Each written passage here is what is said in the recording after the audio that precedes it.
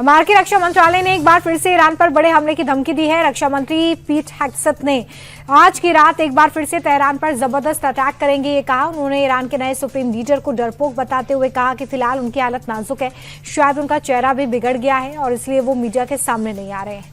जल्द ईरानी सेना खुद ही घुटनों पर आ जाएगी। अमेरिका के राष्ट्रपति ट्रंप ने एक बार फिर से यह दावा किया है कि ईरान कभी भी सरेंडर कर सकता है। G7 की वर्चुअल बैठक में ट्रंप ने कहा कि ईरान के पास अब कुछ नहीं बचा और वो जल्दी सरेंडर कर सकता है। ट्रंप ने कहा कि हमने सभी को खतरा पहुंचाने वाले कैंसर यानी कि ईरान का इलाज कर दिया है। इससे पहले भी ट्रंप कई बार ईरान को जंग खत्म करने का दावा कर चुके हैं। अमेरिका ने रूसी तेल पर पाबंदी के बीच में तालेबंदी को खोल दिया है। इस पर यूक्रेनी राष्ट्रपति जेलेंस्की ने भी भड़ास निकाली। जेलेंस्की कह रहे हैं कि तेल में मिली ढील से रूस को $10 बिलियन का फायदा होगा। रूस इसका इस्तेमाल यूक्रेन पर हमले के लिए करेगा। आपको बता दें कि स्ट्रेट ऑफ हॉर्मुज के बंद होने से दुनिया भर में तेल गैस की किल्लत है और इसलिए अमेरिका ने रूसी तेल पर लगे प्रतिबंध में थोड़ी ढील दे दी है। इजरायल अमेरिका के हमले से अब तक 1400 से ज्यादा ईरानी नागरिकों की मौत हुई है। स्वास्थ्य मंत्रालय के मुताबिक 28 फरवरी से जारी हमले में 1444 लोगों की मौत हुई है। 18,000 से ज्यादा लोग जख्मी हैं।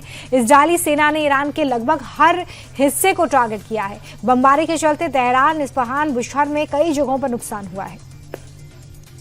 हॉर्मुज में ईरान की नाकेबंदी से यूरोप में हलचल है। इटली ने इराक से अपने सैनिकों को वापस बुलाया है, तो वहीं फ्रांस भी ईरान से बातचीत की वकालत कर रहा है। फ्रांस के राष्ट्रपति ने ईरान की वजह से रूस को मिली राहत से हमारा रवैया नहीं बदलेगा कहा। पुतिन को यूक्रेन पर कोई राहत नहीं मिलेगी। दुनिया भर में तेल के संकट को लेकर ईरान से बातचीत की जा सकती है।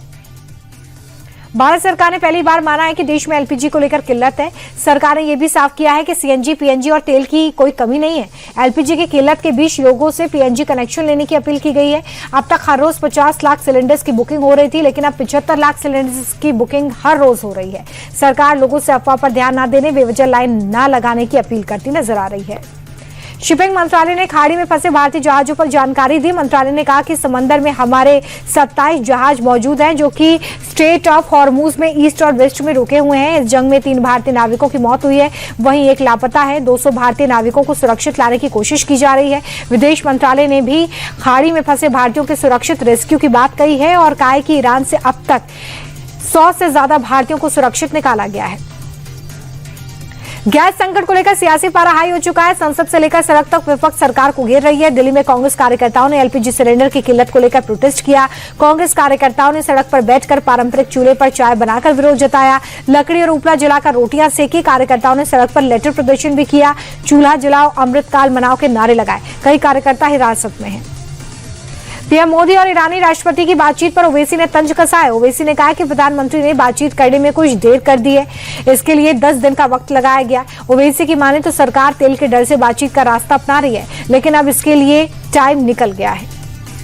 एलपीजी किल्लत को लेकर वित्त मंत्री निर्मला सीतारमण ने संसद में बयान दिया। विपक्ष को घेरते हुए वित्त मंत्री ने कहा कि संकट के समय में भी ये लोग राजनीति कर रहे हैं, हम लोगों को राहत पहुंचाने की कोशिश में हैं। विपक्ष के नेता सदन के बाहर चाय पार्टी कर रहे हैं। इससे उनके एजेंडे और मंशा को आप समझ सकते हैं।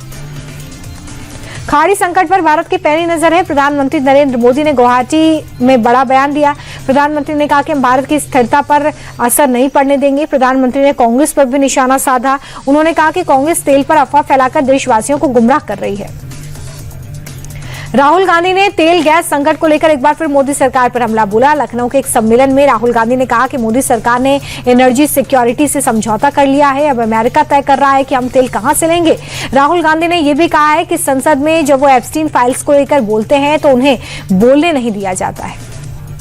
संसदीय कार्य मंत्री किरण रिजिजू ने एक बार फिर से राहुल गांधी पर बड़ा हमला बोला और कहा कि राहुल गांधी को उनकी पार्टी में कोई समझ नहीं सकता। उनके रवैये से जनता नाराज हो चुकी है और इसलिए कांग्रेस की सत्ता में वापसी नामुमकिन है। किरण रिजिजू ने राहुल को सलाह दी है कि वो अपना रास्ता सुधार लें, वरना जनता राहुल को सजा देगी।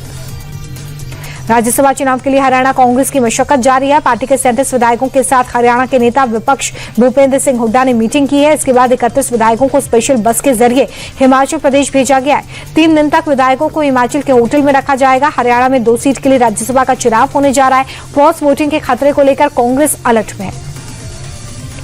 संसद में आप सांसद राघव चड्ढा ने महिलाओं के पीरियड्स का मुद्दा उठाया। उन्होंने कहा कि आज भी हमारे देश में इसके बारे में खुलकर बात नहीं होती है। इसे सामाजिक टैबू की तरह देखा जाता है। नए स्कूलों में और ई स्कूलों में बच्चों को पैड, हाइजीन, प्राइवेसी नहीं मिल रही है और इसके लिए कहीं ना कहीं हमारा समाज जिम्मेदार है।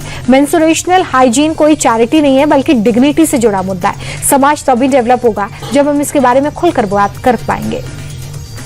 महाराष्ट्र के वाशिम से खौफनाक एक्सीडेंट की खबर सामने आई है, जहां पर एक अनियंत्रित कार ने महिला को जोरदार टक्कर मार दी। एक्सीडेंट का वीडियो कैमरे में कैद हुआ है। ड्राइवर शराब के नशे में गाड़ी चला रहा था। सड़क किनारे बैठी एक महिला को उसने टक्कर मारी, जिसके बाद महिला दूर जाकर गिरी। पास में खड़ी 2 लड़कियों की भी जान बाल बाल बच गई है। हादसे में घायल महिला को इलाज के लिए अस्पताल में भर्ती किया गया।